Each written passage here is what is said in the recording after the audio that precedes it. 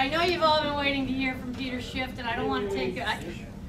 Peter, I'm going to give you plenty of time because I'm going to make sure that all of you understand that if we get to 9 o'clock, you're not leaving. Oh. So we're going to go a little bit longer just because we have. Pardon? One thing at a time. All right, Peter, the floor is yours. I lived in Minnesota for a while. I won't drove by. I'm telling you, The coldest winter of my life was fall.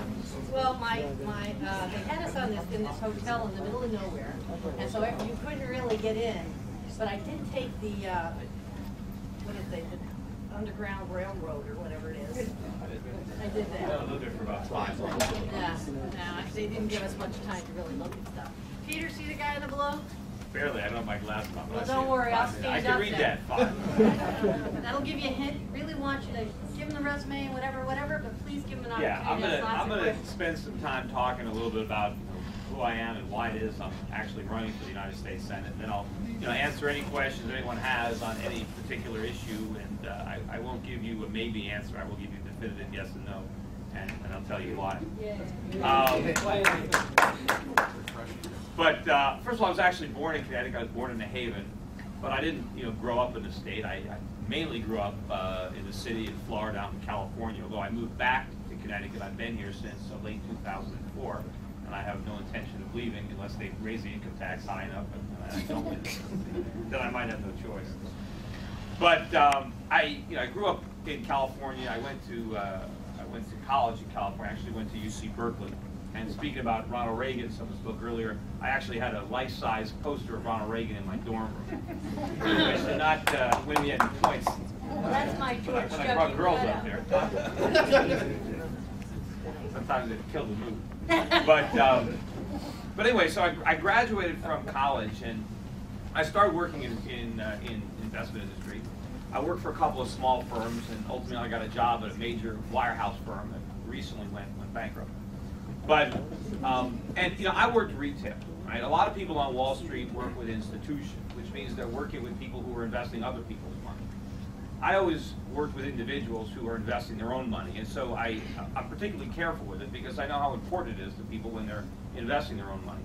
And when I first started, I really didn't like the culture of the firm because I thought that the individual investor was not being given a fair shake. I thought that in many cases they were just, given a lot of bad advice, that they were being sold things that the firm wanted to sell, not because it was in the investor's interest, but because it was in their interest. And I just didn't like what I was being told to do, and I didn't like that environment. So I ultimately left, and I went into business for myself because I wanted to recommend the types of investments that I thought were in the best interest of my clients.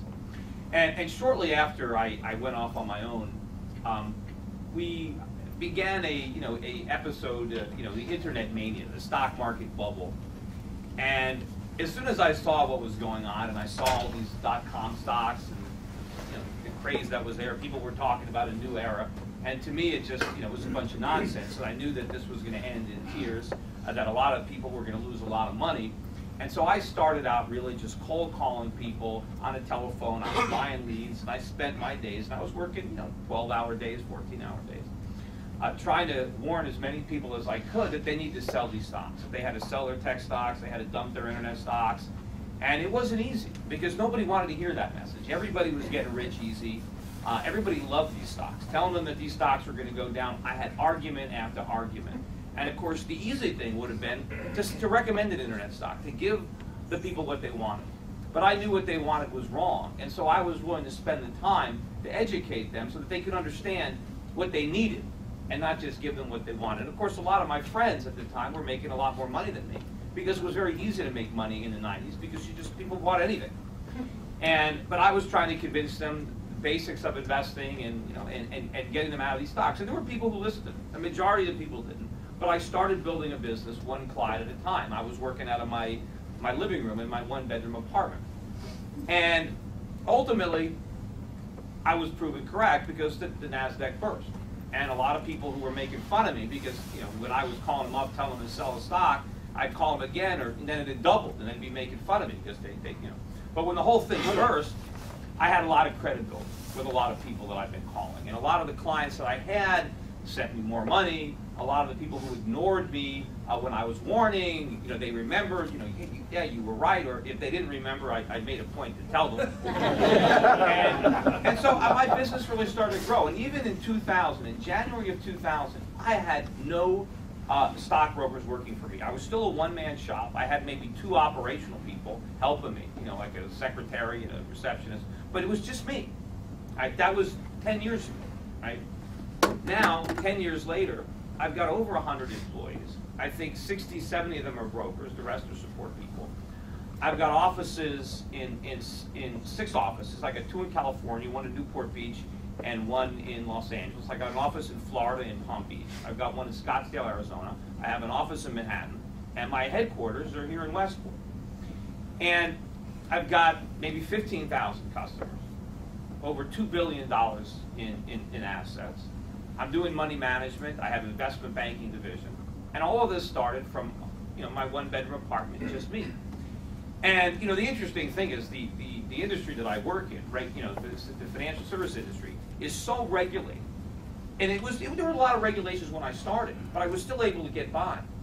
Impossible today. The government has added so many rules and regulations that there's no way a guy who's frustrated with a big Wall Street firm can go out and launch his own brokerage firm the way I did. It is impossible. I have 7 people that work for me that do nothing but comply with government regulations. That's all they do. And none of these regulations stop Bernie Madoff from running a giant Ponzi scheme. They're not doing anything to protect investors. My legal bills are off the chart. My lawyer makes more than I used to make 5 or 6 years ago, just a lawyer for the firm. And all this is because of all the new rules and regulations that didn't even exist when I got started, but that exist now. And you know what? More are coming. So it's going to get even worse. But what really built my firm up was not necessarily that I predicted the NASDAQ bubble, and it wasn't because I was any genius. It was everybody else was it was just idiotic that they could have believed this nonsense. But people got caught up in it. But when the NASDAQ bubble burst, I had been convinced that there was going to be a pretty severe recession, because during that period of time, during the 1990s, a lot of mistakes were made. I mean, money was invested foolishly. Companies did not have capital. They never should have got any capital. So money was going in all the wrong places. We were funding all these, .com companies. Meanwhile, in manufacturing, real businesses were being starved for capital because it was going in the wrong place. And so when the bubble burst, I knew that we were going to have to cleanse the economy of those mistakes. We were going to have a recession as we reallocated resources more efficiently. So the recession really wasn't the problem. The bubble was the problem. The phony boom was the problem. The recession is where we were going to right those wrongs. But unfortunately, our leaders in Washington, for political reasons, did not want that recession. They wanted to fight it. George Bush wanted to fight that recession, and the only weapon they had was stimulus. And so we had fiscal stimulus, which meant we ran deficits. And we had monetary stimulus, which means the Fed slashed interest rates down to 1%. That was the problem, because that stimulus created the housing bubble, created a mania that was even bigger than the stock market mania. And I saw this from the beginning. And early on, back in 2002, when they first started it, I was criticizing it. I knew that what the government was doing was wrong, that what the economy needed was not more government, but less government, and that keeping interest rates low was the problem, because it was interest rates that were too low. It was Alan Greenspan's easy monetary policy during the 1990s that fueled the stock market bubble. Now I knew he was making the same mistake, and I knew the housing bubble was going to be bigger, because the housing bubble involved leverage. So I knew when the housing bubble burst, it wasn't just people who bought houses that would lose money. It was all the people that loaned them the money. It was all the financial institutions. It was giant companies that insured the mortgages, like Freddie and Fannie. So I knew a major disaster was coming as a result of that. And by 2004, I thought it was off the charts, and I really started trying to warn people. I started writing a lot of op-eds in local newspapers and national newspapers, explaining the situation. And I decided to write a book. And my initial book was going to be just about the coming American nightmare. And I was going to explain what was going to happen to the housing market and to our economy as that bubble burst. And I correctly identified the problem was that interest rates were too low. I was saying that the Greenspan had made a mistake, that he shouldn't have put interest rates so low, he shouldn't have kept them there, that it was fueling a housing bubble, and that all the lending standards had been tossed aside because of government pressures and the moral hazards of government agencies like Freddie and Fannie. And I was imploring on the Fed to raise interest rates. I was writing that they needed to do that, but they wouldn't listen to me. So I was going to write this book. And I later decided to write a more, broader book on the economy. So I